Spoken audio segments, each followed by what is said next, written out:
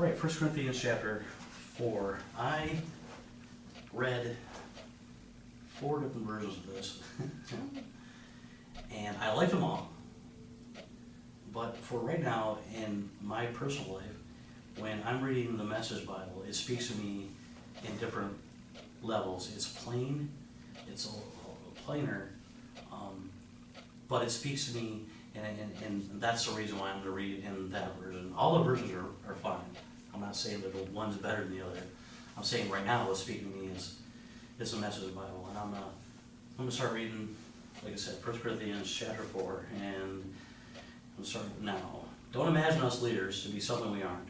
We are servants of Christ, not his masters. We are guides into God's most sublime secrets, not secretly guards posted to protect them.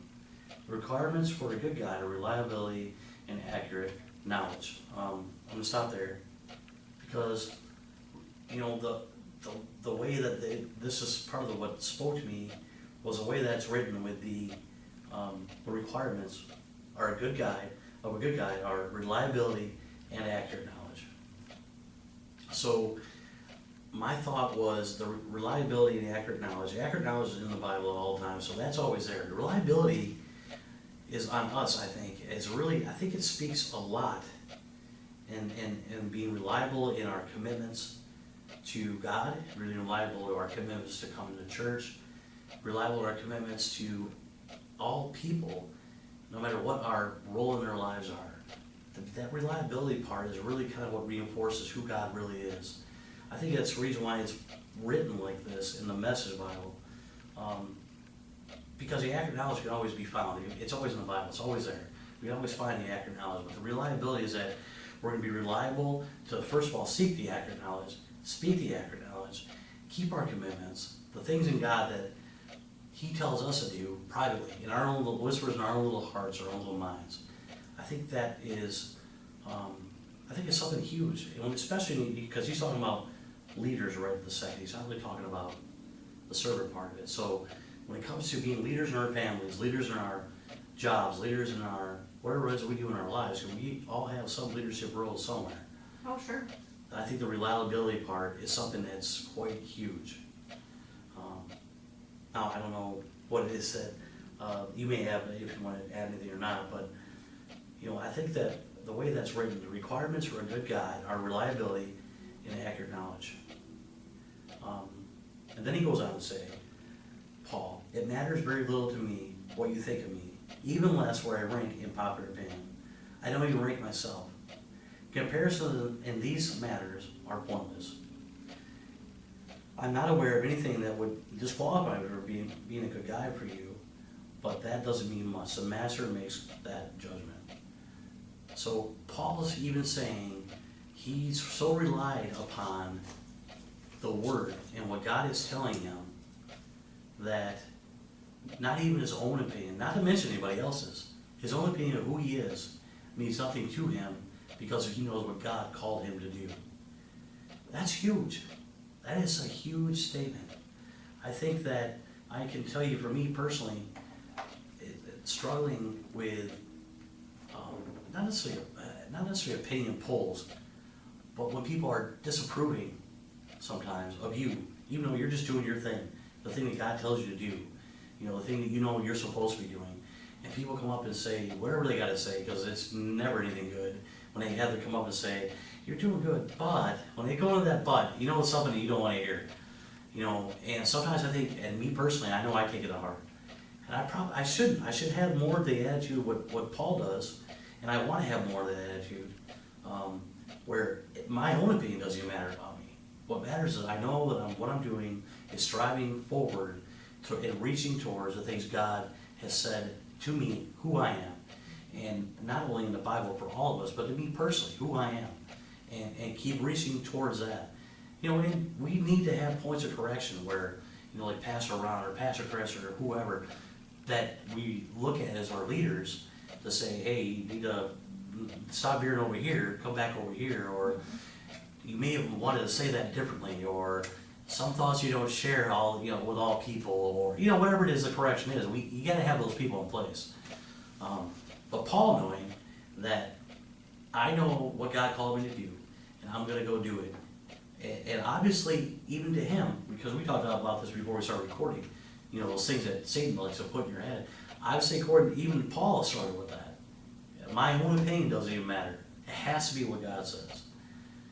That's a huge statement in this part of the chapter to me. You know, the master makes that judgment. I don't even want nothing to do with it.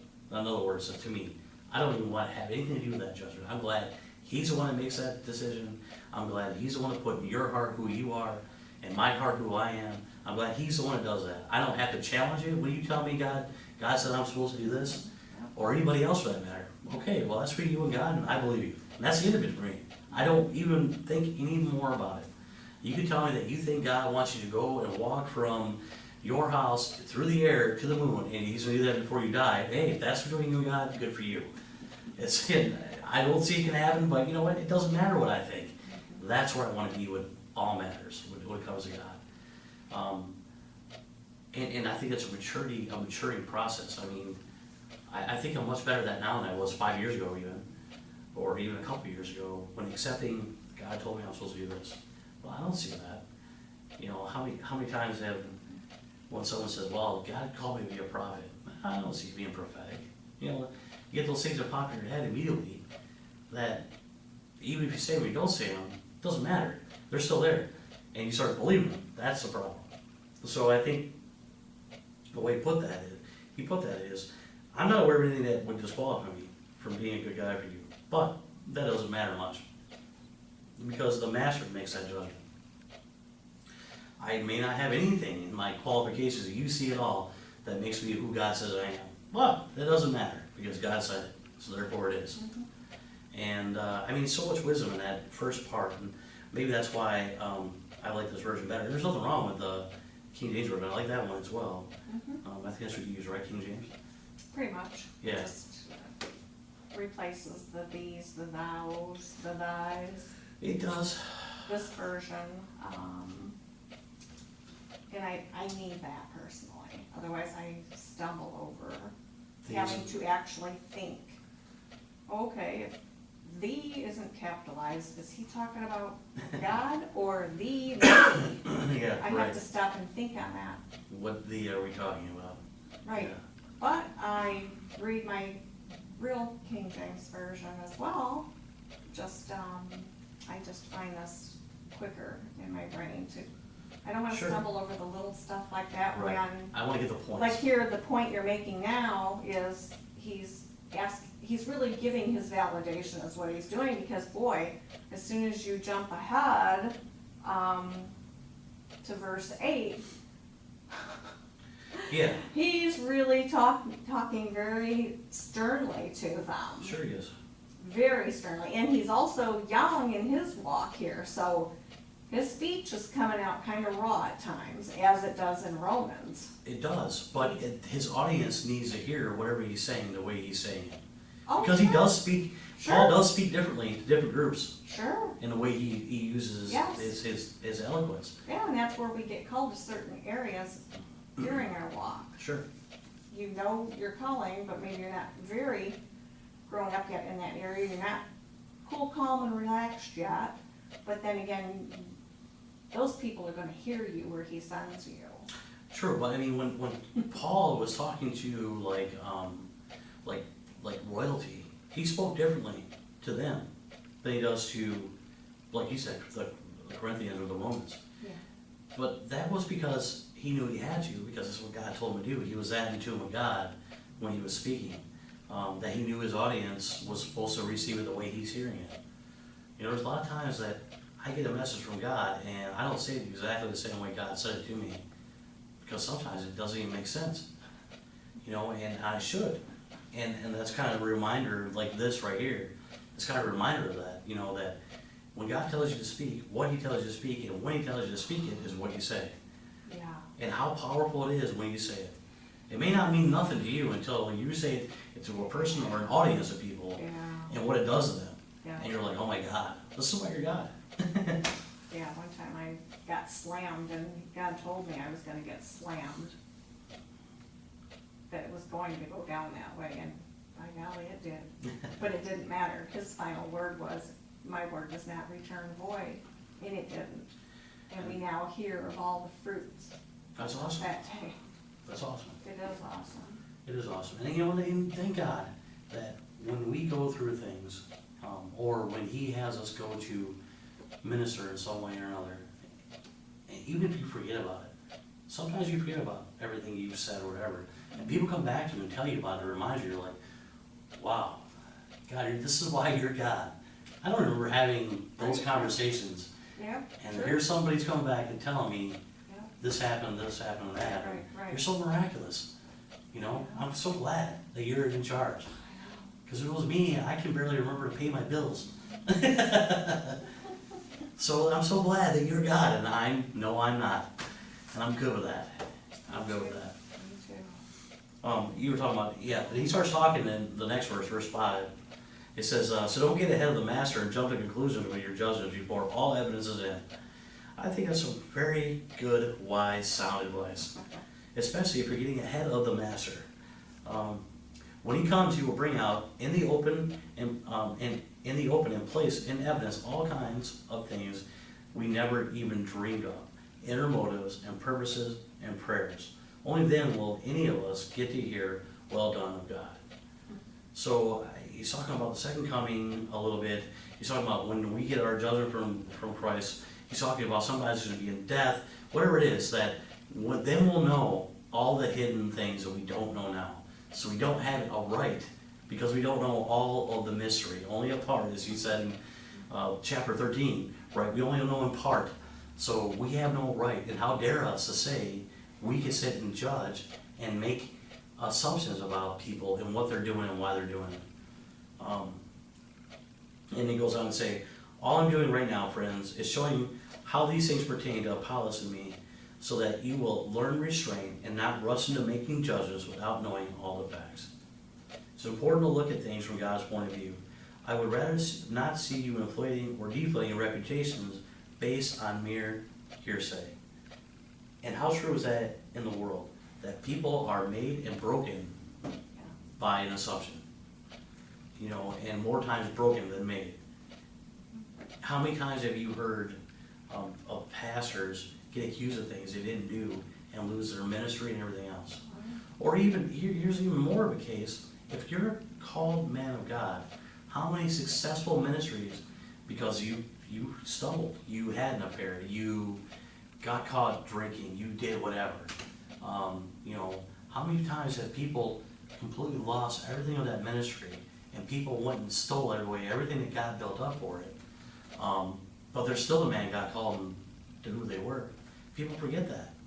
Do you think it was a mistake that you listened to whoever for the last 10 years, and they've always spoke, when they spoke, you heard God, but now he's done this one bad thing, so therefore everything he says has been discarded? No, that's not how he tells us to be. We're supposed to pray for one another. Yeah. We're supposed to lift each other up. It talks a little bit more about that here. It says, for who do you know that really knows you, knows your heart? And if they did, is there anything they would discover in you that you could take credit for? Is there anything inside of you that has you ever even thought or dreamed of, in other words, that God didn't put there to begin with? If you're an intelligent person, did you get your intellect on your own, or did God give it to you? If you're a wise person, did you get your wisdom on your own, or did God give it to you? If you are blessed to be rich, or did you get that on your own, or did God give it to you? Where did it all come from? Is it anything to do with you? Probably not. Let me change that. It is not. It's only from God. And so when you start thinking about that, it's humbling. It really is. We're nothing. You know, if you find me to be a good speaker, or whatever you find me to be, it's not because of me. I know that. It's because of God. Oh, yeah. And then we have to stay humble, or we're not going to be able to be receptive to what God's got to tell us anyway. And he gave it to us before we were ever experienced the processes. He put together a plan before he made the foundation of the world for our lives. That's how gigantic of a puzzle this is, and he did that before he made it. He knew us then. That's just mind-blowing to me. I've never gotten past that. When I read that the first time, I've never gotten past that. The first time that, you know, when you were in your room, I called you to be a prophet, I told that to Jeremiah. I never got past that. These are some amazing, amazing things. I knew you in your mother's womb.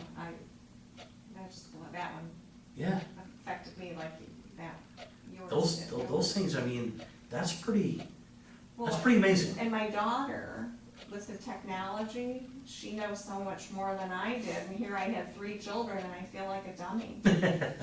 But she read in one of her pregnancy books that since I had her and she's a female, and she is definitely carrying a female, that she is already pregnant past the point that her daughter already has all the eggs formed in her for her entire lifetime, so she in fact is carrying my great-great-grandchildren. That's crazy, isn't it? That is unbelievable. And I knew you from your mother's womb. He knows my great-grandchildren already. Already. And he knew them before he made the foundation, or before today, before you found that out, that you knew this. He knew it then. He knows their names. He knows all of the children that come after your children. All of them, every generation. He knows them before he knew the foundation of the world. He knows all the people that we've never even heard of in our own family, Yeah, before the foundation of the world. yeah.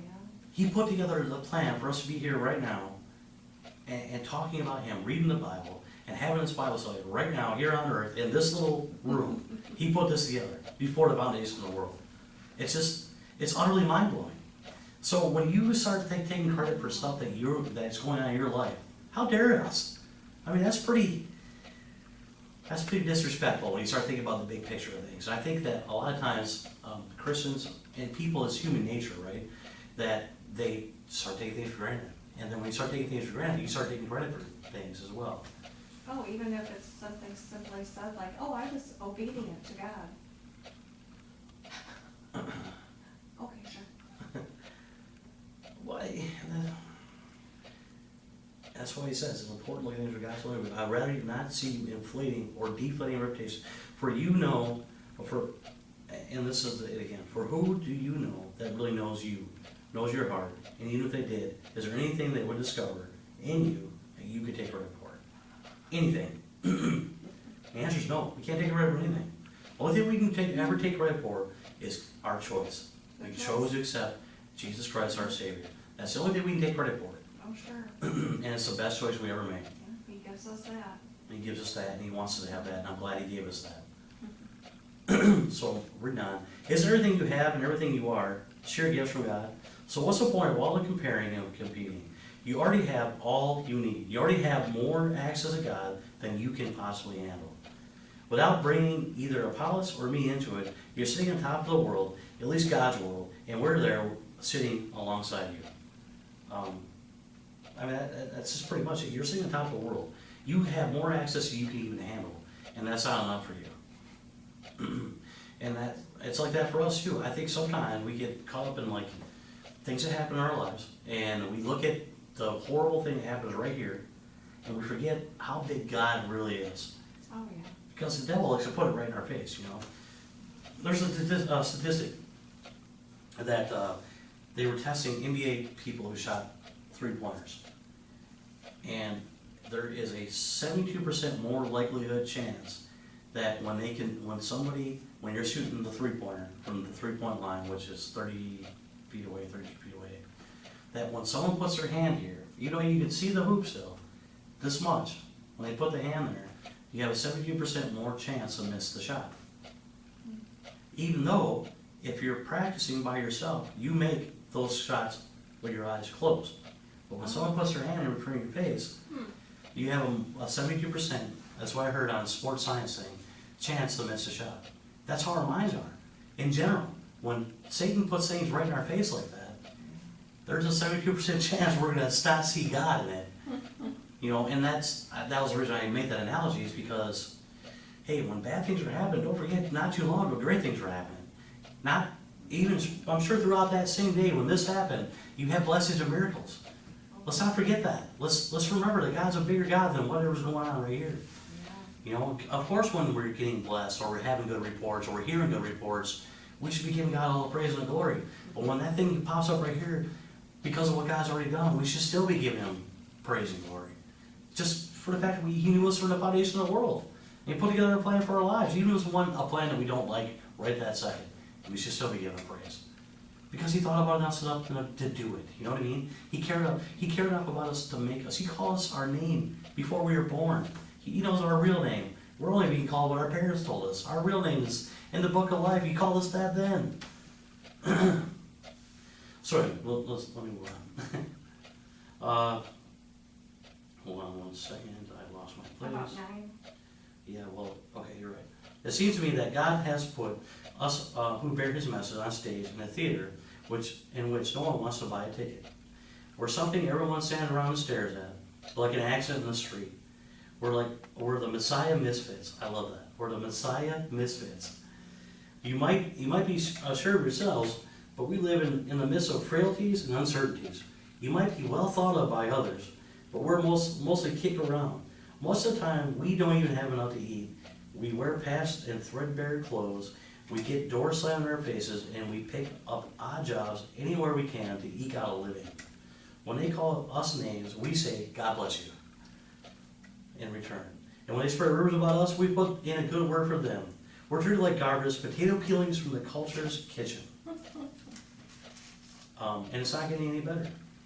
I'm not writing all this as a neighborhood scold just to make you feel rotten. I'm writing as a father to you, my children. I love you and want you to grow up well, not spoiled. There are a lot of people, let me just stop with that statement.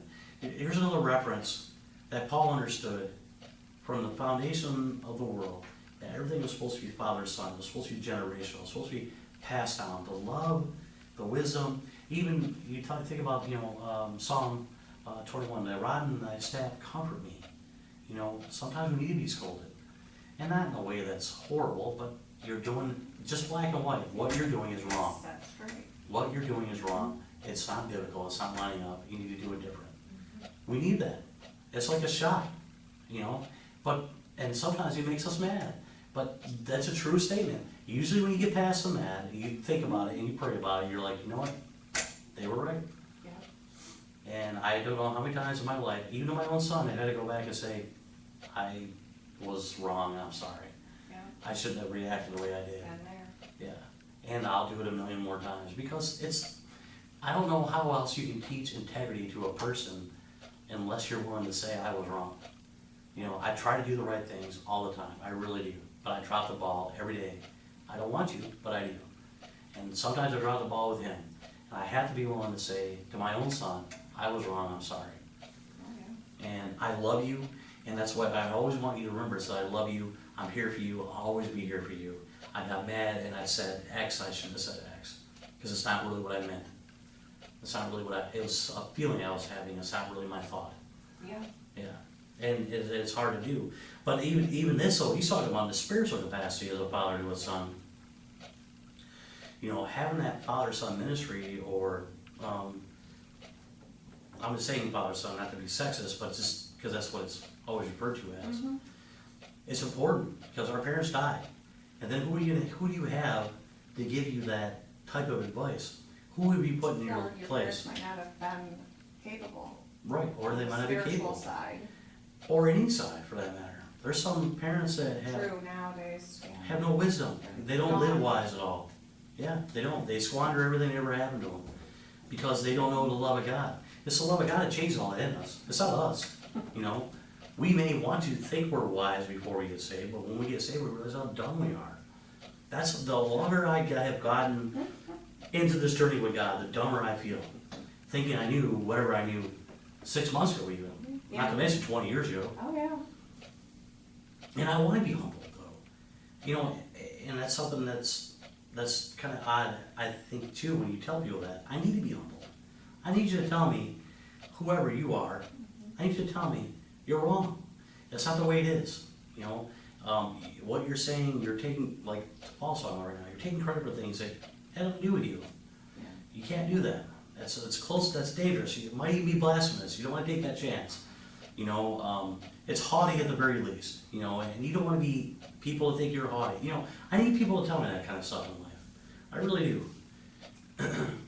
And like I was saying before we started recording, there's some weeks I say a lot, and there's some weeks I don't say a lot at all because I'm not sure, I don't feel like I should be saying anything.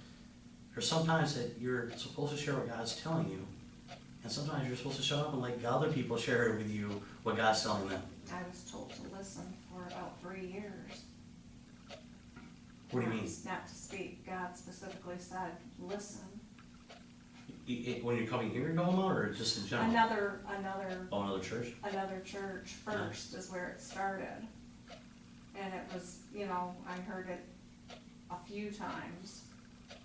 So it's like, oh, okay. I guess I'm just supposed to kick back and listen and learn. Mm-hmm. And then I was told to speak.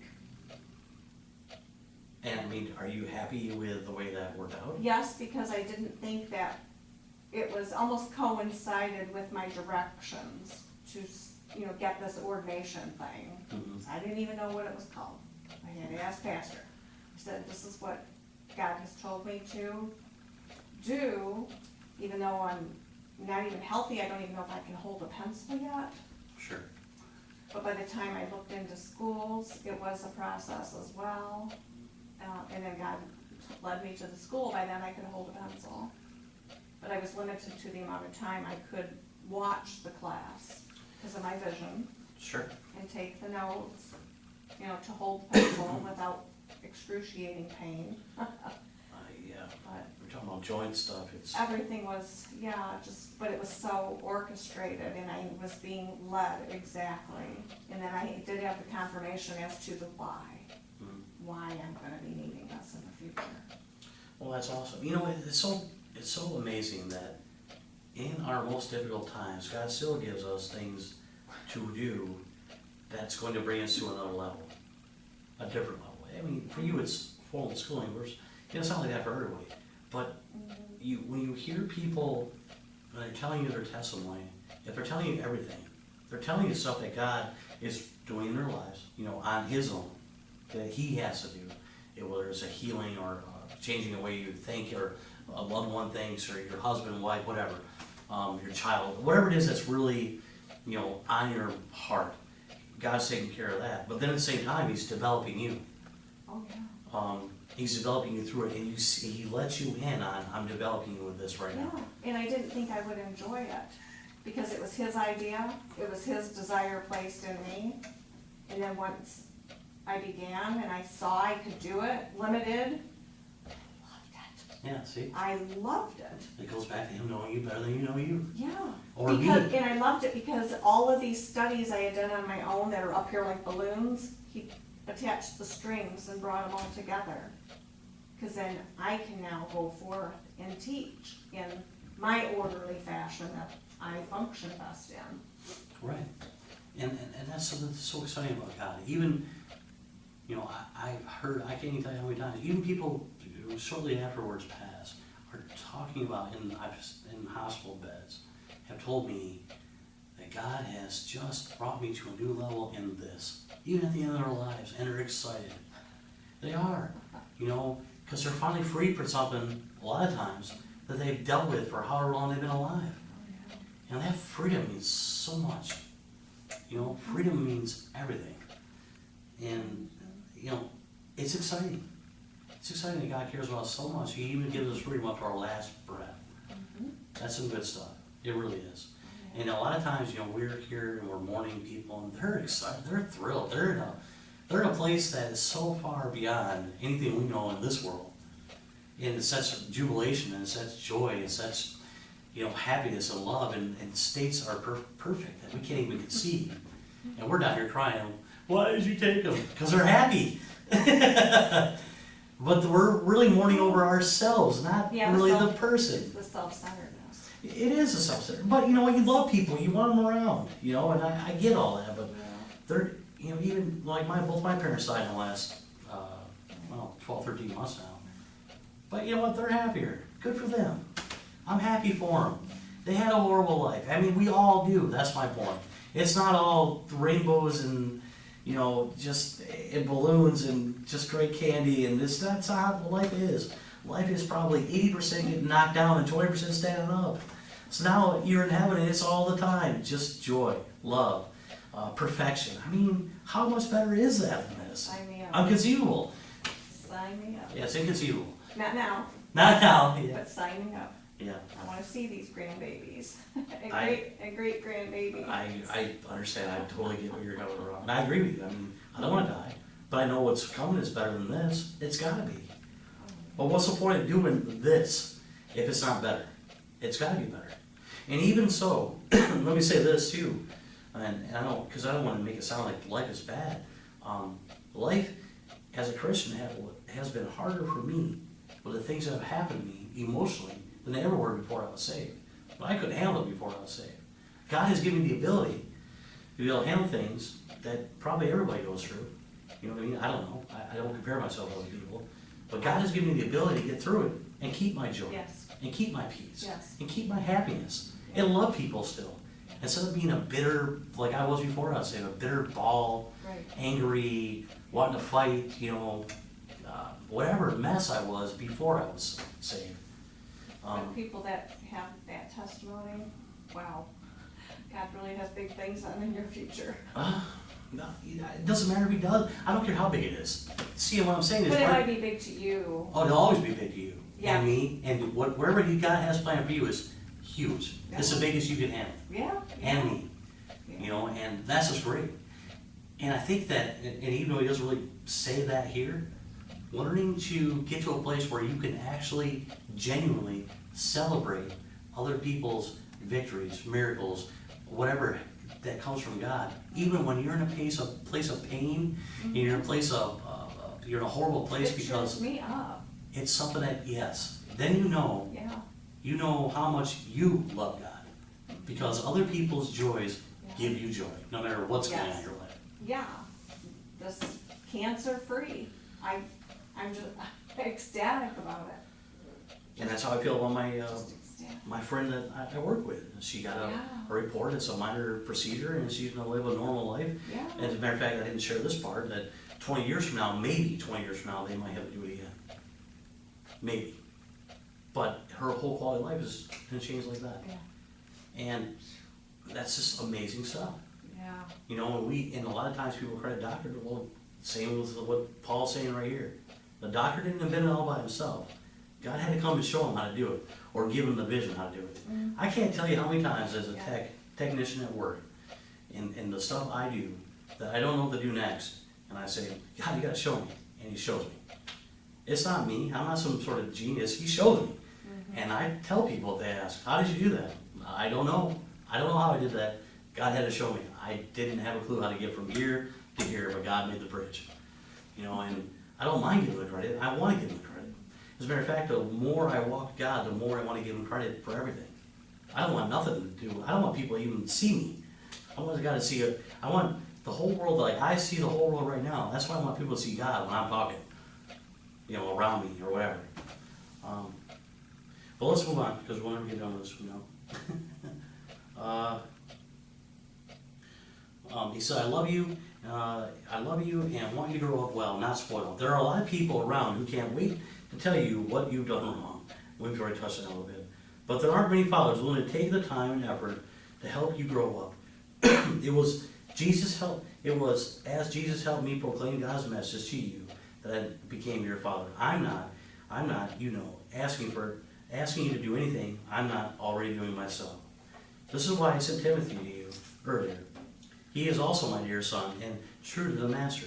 He will refresh your memory on the instructions I regularly give in all the churches on the way to Christ. I know, and to me that's important too, that there's a father-son ministry, and then the father gives the son things that he loves and trusts him with. oh, sure. Because he's talking about the Corinthians, I really believe, since you went through the father writing 2 letters to them, he had a great, big, huge heart and love for these people. And I'm talking about Paul now, but he sent Timothy to take care of them. That's how much he loved Timothy, and how much he knew he had to trust the father-son thing. It's not father-son if you don't trust your son to do nothing. It's not. It's just... And he's following through on his other word in another book to make disciples. Yeah, right. Not converts. Not converts. Yeah, and he said, he will refresh your memory on the instructions I regularly give all the churches on the way of Christ. And, you know, he trusts Timothy to reveal Christ. That's what he's saying. I trust Timothy so much so that he reveals Christ to me. So I know if he's revealed to me, he'll reveal it to you. That's kind of what I'm getting out of that. I'm paraphrasing. That's what I'm getting out of that. Moving on. I know there are some among you who are so full of themselves they never listen to anyone, let alone me. And it's true everywhere, right? Still to this day, that's very true. They don't know I'll ever show up in person, but I'll be there sooner than you think, God willing, and then we'll see if they're full of anything but hot air. God's way is not a matter of mere talk, it's an empowered life. See, that's why I love this translation. It's not a matter of mere talk, it's an empowered life. That's what God's way is. That's the message. And that is the message of the gospel. Yes. And This is not changing your heart. no, yeah, what will, right? Yeah, then don't come to our Lord Jesus. Don't. Oh, come to him because you need it. Yeah, your heart needs to be changed. Exactly. So this is pretty much going to be the end of the chapter, and we'll stop here. But so how should I prepare to come to you as a severe disciplinarian who? Let me read that again. So how should I prepare to come to you as a severe disciplinarian who makes you toe the mark, or as a good friend and counselor who wants to share heart to heart with you? You decide. And that's how he ends it. And that's what he's talking about. Which way is it that is you're going to want to choose as a Christian when you go to church? Right. Are you going to be the guy that rebels against everything, where he has to go toe to toe with you as a pastor, whoever that pastor is, and you know he has to be a disciplinarian because you're acting like a 3-year-old again, or are you going to be grown up enough that when pastor goes in a different direction, where whoever your pastor is, you're willing to go with it, you're willing to try to find God in it, and you're willing to try to find God and trust that God's the one who put that man or woman in charge of you in your life as your ministry leader. You know, which way is it? Because and honestly, he doesn't really say it, but you know what? If I'm not the guy for you, you think someone else is, go to him. I'm trying to be your father. I'm not just trying to tell you the story. Right. I'm trying to be your father. And you have to allow me to do that, is really what I'm getting from what he's saying. If you don't allow me to do that, I will talk to you until I'm blue in the face. You'll never get anything. Right. Especially if he has to do it with the rod, if that's your choice. If that's your choice. You'll never get past being 3 years old because you don't want to. That's the other part. You don't want to. Just want to stay rebellious. Stay rebellious. But I mean, the chapter to me is really about how great God has and is in our lives.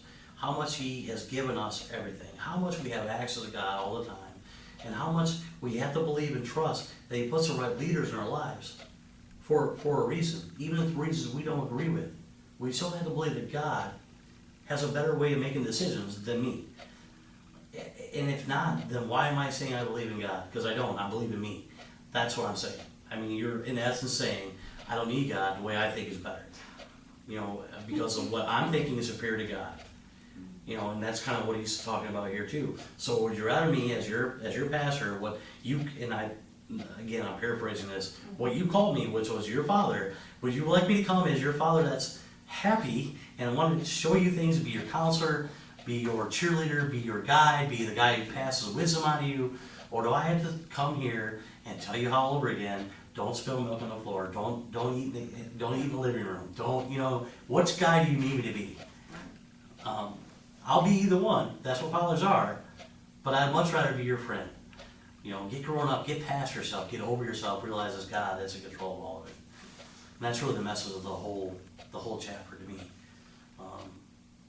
I mean, do you have anything that maybe I've missed No, not at all. that you want to share? No, I just had other scriptures that popped into my head along the way, but that's all. If you want to share them, you can, it's up to you. Well, the one was when Paul had said, I die daily. Yeah, That definitely ties into what he was telling them.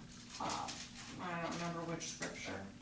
Maybe 6, 7, or 8, somewhere in through there, maybe a little before that even. when he's talking about how he doesn't even rank himself. Yeah, exactly. Yeah. And I don't know which book he says that in, Yeah, I don't remember but, yeah, his train of thought is the same. that. Yeah, and that is something, we all wake up, I think, in mornings and things are, that we don't wake up hunky-dory, joy in the world, skipping out of our bed like we're floating through the air. I don't recall the last time I woke up I like that do at all. now because I don't have to go to work. Oh, well, there you I go. work for God, and He's not a harsh taskmaster. Even on the weekends, though, I don't wake up feeling, I wake up going, what's in pain? Really? Oh, yeah. Yeah, Oh. yeah, I'm sore a lot. Well, because I go in the ceilings and stuff. I mean, it's the way of my job, you know what I mean? So I like waking up not being in pain. Then I'm thrilled. That's great. And sometimes I start off the morning with aspirin and then start going. But it's okay. You know, I'm glad God has stuff out there like that. But I don't wake up going, I can't wait to go to work and get in the pain again. You know, that's not what I look at. And that's how I start my day. It's really difficult for me to go through my day. And Pastor's right. We need to spend time with God, especially before we go throughout our day. You know, I gotta be at work at 6. I don't get up at 4 o'clock in the morning and read the scripture or whatever. I don't do it. But I have no problem, especially on my drive to work, talking to God the whole way, saying, you know what, I don't wanna do this today. I'm thinking about all the stuff I remember I had to do from yesterday. I don't wanna do 90% of it. You Right. gotta change my attitude. You gotta make it so I realize I'm doing this to glorify you. You gotta make it so it's easier for me to do it. Help me change the way I'm thinking about everything, please. I did that the last, like, year and a half I worked. I didn't know something was attacking my body. I didn't know why it was taking me so much longer, and I would talk to him the same way. But see, for me, it's not necessarily the work. It's more of the people. And the reason why I say that is because there are so many people who have so many issues because of their not being so close to God, that it can affect me so easily. I'm so perceptive to it. That's true. And I don't want to deal with it a lot of times. I just want to come in, do what I gotta do, and leave. That's true. But God didn't make us that way. We're supposed to interact with each Yeah, other. we're supposed to be there with them. With everybody. Well, I said that off camera last week. Yeah, we're supposed to be with everybody. Are you still calling me? Oh, because he's supposed to. Yeah. But you know what? There are difficult people that are at my job, and I'm glad they're there. I am, because it helps me get better with them and with glorifying God. You know, and that's all I really care about. But that's the stuff I'm lamenting. I don't want to deal with whoever that is today. I don't care about the work I do. It doesn't matter to me. I'll dig ditches all day. It doesn't matter to me. But put me with people I like. That's why I ask for it, but I never like that. I get people I like, don't get me wrong. But it's not like that, it's all hunky-dory all day long. There are challenging personalities. And what challenges me may not affect you at all, because it's a different area that affects you. Oh, yeah. Yeah, Oh, and that's yeah. okay. God's trying to develop me into being a better human being and a better way to love people.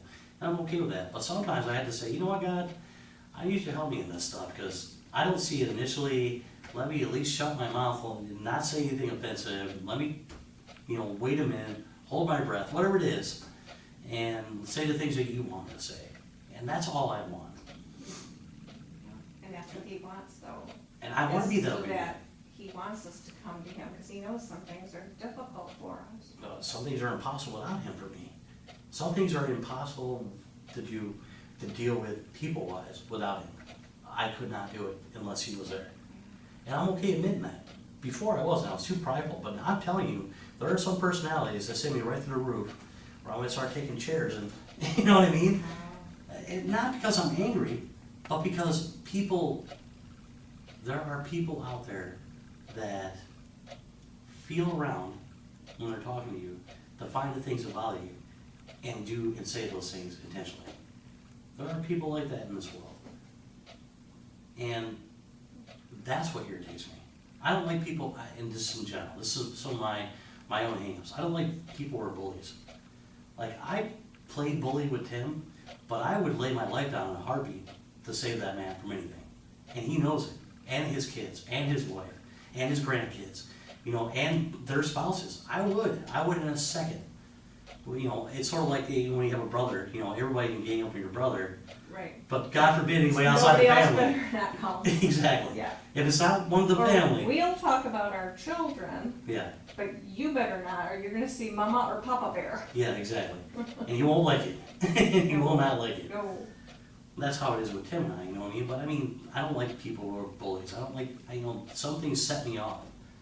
And that's probably from the things that happened throughout my life, like I said before, we all have our filters. the things that we look through life with. We don't wanna have any, and sometimes we don't even believe they're there, but they're there. And so when I come across people, I know that I've seen bully other people before, I don't wanna have a bad attitude with them. I wanna have a good attitude with them. I wanna believe that God's dealing with them in their life the way they need to, and if not, then let me be the one who gives the message. You know, and that's just one example. It's a personality type that really bothers me more than anything else, or different personality types. You know, I don't like people who work that are lazy. It bothers me. It bothers me a great deal, because I like to come to work, do what I'm supposed to do, work as hard as it is I have to do to get it done. I don't care how hard it is. But when I'm doing that and I see other people just sitting, it just drives me through the roof. I'm not their boss, so it's not my business. Well, it's true. When Nick first started Yeah. with this particular company. But it bothers me. And it's bothered me everywhere I've ever worked, because I know how much I give. That's why I wake up in the morning sore, because I know how much I gave yesterday. And I'm okay doing that, you know what I mean? But when I see people who sit around, you know, that I know can be doing anything, I get paid per hour. yeah, that can be doing That anything, attitude. anything at all, instead they're just sitting there, it bothers me. Because, you know, especially when you work in a union environment, you're making all of us look bad, all of us. And why give people, I mean, you know, it's just stuff that goes through my head, so I had to say, you know what? I don't care what that person's doing today, it does not matter to me. It's none of my business. You know, if there's something I can say to speak in their life, please tell me what that is. You know, but I'll just tell you a couple types of personalities or things that set me off. That shouldn't, I don't want them to, I want freedom from that, you know what I mean? I want freedom from that. Pastor's talked before about, you know, people with lots of tattoos, or, you know, that kind of bother him or whatever. And I know, he's told me he wants freedom from that too. You know, we all have our bigotries, and they're not hateful bigotries, they're the things that we know that we just don't like. There's certain types of music that people love that I might love that you might absolutely despise, you know, and Yeah. it's a bigotry. It may be justified to you, you know, it may be something God's told you to do with a certain way, but it doesn't mean He told me that, you know, and whatever. So God makes, I had to wake up praying on my way to work, God, I know I'm weak in these areas. Help me in those weaknesses, please. Help me get stronger in the things I'm strong at. Right, But definitely, more than that, help me in my weaker areas to get stronger in those. yeah. And He does. And He does. You know, I feel for you there. I just do. Yeah, I mean, Because I'm not in that work environment. and I'm happy or not, I really am. Staff again. But see, I know a lot of people aren't like this. They think about, like, say, a certain age, like 62 or 65 or 55, whatever that number is. I can't wait to retire. I'm gonna start traveling, I'm gonna start doing this, that, and the other. I don't ever picture myself retiring, ever. I wanna work. I wanna work till I die. And that might sound crazy to some people, but I like working. I enjoy it. And I've seen too many people that have stopped working, men more than women, that stop working, have nothing to do, is sitting at lazy board, and 6 months later they die. That scares me. I don't wanna be like that. No, and I don't think that we ever do once we're involved with doing what God wants us to do. He's always got True. something for us to do. That's true, no, you're right. But at And the same he's not, token, he's not a slave driver. no, he's not. He's not. He's not, but if I'm able and capable of work, I won't worry. I do. That's just me. Maybe I'll get some more pains later on in life and say, you know what, maybe I don't wanna do that now, but as of right now, I wanna be pain free and keep working and doing whatever God direction, you know, wants me to go, Sure. I keep working. If that means only in ministry, that's fine with me too. I don't really care what it is. I don't ever wanna just not work. Right, You know, I wanna keep doing something. I always wanna have something to do. yeah. Yeah, it's good for our minds too. It's good for everything. I think it's good for our families, it's a good example. You know, it's good for the people around us, you know. You see some people who are at 50 or, you know, totally decrepit and can't do anything, who are like retired early. Because there's some people that did the 30 now, started at 18, out of 48, by 50, they're in a wheelchair. How did that happen? And there are some people who are 75 years old that can outwork me. I wanna be that guy, you know, I wanna be that guy. Yeah, that's great. Okay, so, let's pray. It's after 8 now. Dear Heavenly Father, I just want to thank you for the study and just being in the midst of your words and the different directions you take us in, Father God, and the way you mysteriously and wondrously reveal yourself in different ways. I need that. It's so refreshing. It's never like if, you know, it's 1 + 2 = 3. We're all over the place to come up wherever it is that reveals you, and that is amazing. I pray, Father God, for Linda, and that she's blessed throughout the rest of the week, and that I get to see her again on Sunday, and that she continues on this great healing path she's been on. I pray for her daughter in her pregnancy right now, Father God. I pray for Luke and his new marriage. I pray for Nick and things going on in his life, Father God. You know what's going on with him. You know, and I know that in the past, you know, Nick has wanted to find a wife, and I pray, Father God, you bring her to him, and that they're whole and complete, and even they realize it. And Father God, I just want to give you glory for that now. I want to claim that and give you the glory for that now. And I pray, Father God, for the people who aren't here, that you are ministering to them, and that you will encourage them, and that you let them know that you love them, and that we know as the people that sometimes don't come either on Wednesdays or Sundays, that we know that doesn't mean they're lost, Father God, that you're with them, and that, you know, when we do see them, we can be happy to see them, be encouraging, and show them love. And Father God, protect the ones that are here and aren't here, the ones in our hearts, the ones we don't speak about, the ones we don't bring up for prayer, Father God, the ones in our lives, our families, our friends, the ones that are lost, the ones that are broken, Father God, just be with all those people. You know all the worries and all the things that I have throughout the day with different people.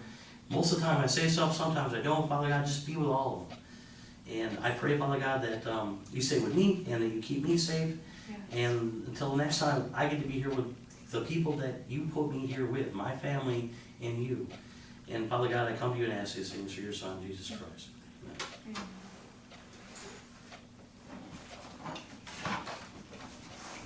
Are you going to leave him a note about the AC not kicking on?